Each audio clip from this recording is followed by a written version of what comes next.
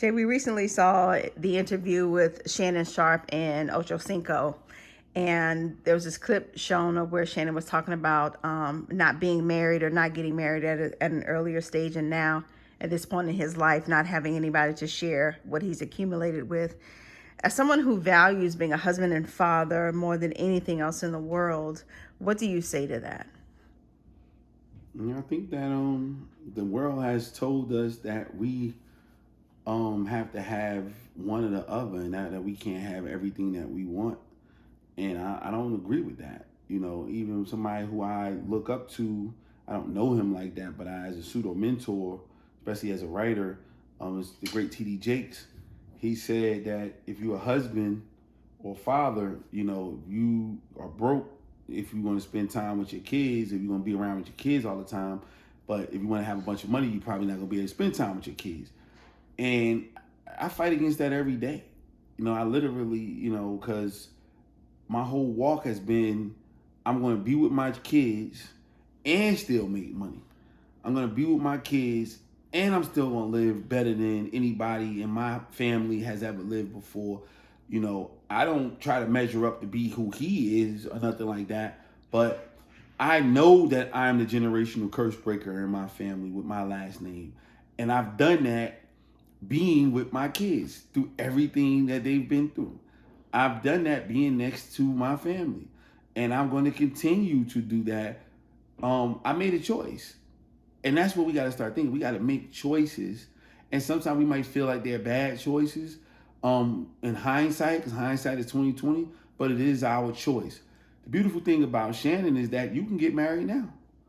You can stop playing the game of I don't know if I could trust this person or not. But you're never gonna know. You're never gonna know. But if you truly want somebody around you all the time and everything like that, you have options. So go ahead and make another choice. You might make the wrong one, and the wrong one, and the third one might be right. But you gotta live. That's living. We're doing a lot trying not to live, trying not to make a mistake. But that's what we learn. That's what we learn. The person who's not trying at anything is not gonna get better at it. Whatever the thing is that you're not trying at, you're not gonna get better at it. Because you're not gonna make mistakes. So that when you are vulnerable enough to make mistakes, that means you're smart enough to put yourself in position for you to be corrected. And it's in the correction is where the growth comes. So maybe the next girlfriend he gets, could be that one. Maybe she's not. But the fact that he got his hat in the ring is a real good shot for him to win. You know, um, it's just a special thing to have legacy. He has children, and I don't know how they look at it, but he considers himself a horrible dad.